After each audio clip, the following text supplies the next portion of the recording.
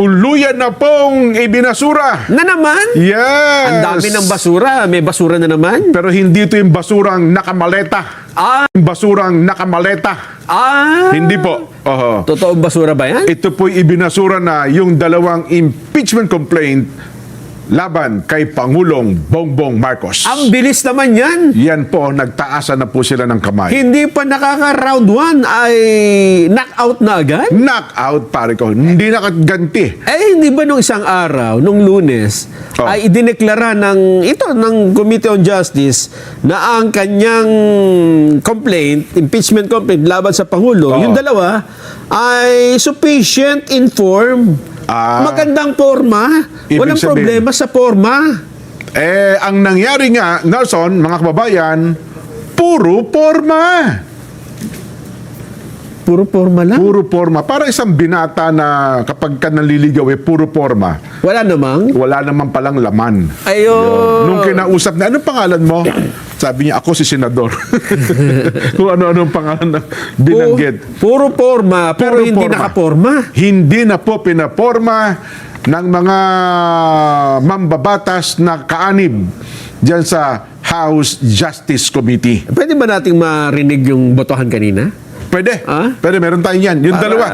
Ang pinagbotohan kasi kanina, Nelson, ay sufficient in Substance. Ano ha? Yun pong De Jesus complaint at saka yung Masa et al. Complaint. Kasi ang balita ko dun sa De Jesus complaint, tanging yung congressman lang na nag-endorse ang bumoto. Tumutol. Dun sa, hindi pala tumutol kasi ang kanilang motion ay ideklara ito na insufficient in substance. Yes. So isa lang ang bumoto na dapat tumutol. O nga si Congressman Nipay. Nipay lang. At doon naman sa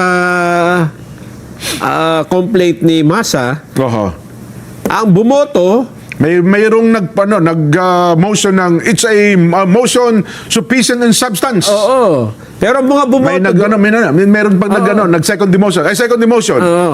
Is there anyone who meron sumagot si Kong Benny Abante. Sabi niya, my motion is ang tawag doon? Insufficient. Ay may tutol ba? Yan. May tutol ba na ito ay sufficient in substance? Sabi po ni Kong Benny Abante, tutol ako na yan ay sufficient in substance. Yan.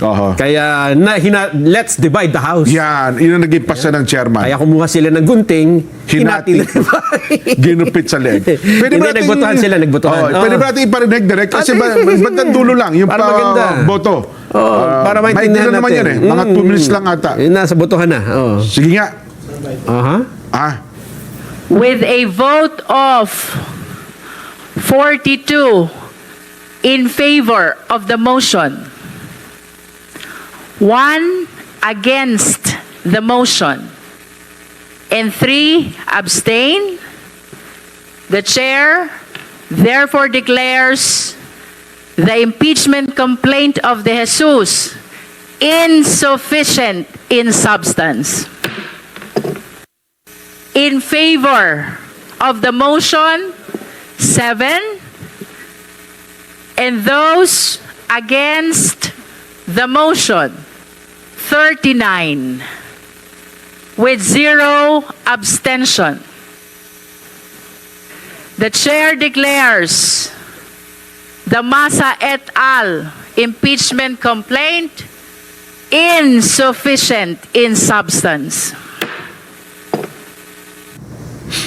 Yun. Putol 39 lang yung sinabi. Hindi mo sinabi yung nagsabi ng sufficient. Kasi yung sinabi lang insufficient, 39. Ilan yung nagsabi ng sufficient? 7. Sina Dilima. Sino sumunod? Pero ang binanggit lang kasi ni Kong Jerbil doon sa pagkakaputol, yung nagsabi agad ng insufficient in substance, 39. Pero hindi sinama yung ang bumoto naman ng sufficient in substance. 7 lang. Yun, yes. Sina Dilima nga yun. Yung grupo nga nung yung Makabayan Black, yung mga naghain. Hindi katulad dati noong araw. Ewan ko noong araw, yung mga nakakaraan, nakapagkaganyan, Parang ano parang nanonood ka ng tennis. Nagpapalakpakan, oh. Sigawan pa nga, di ba?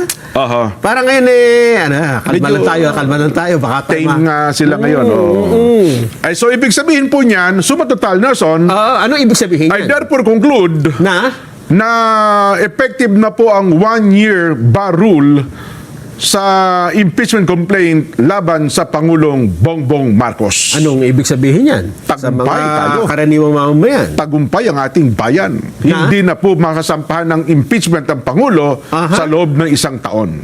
So next year na uli. Next year na po yan. Aba. Kung ang pag-uusapan ay impeachment complaint sa Pangulong Bongbong Marcos. Ayun.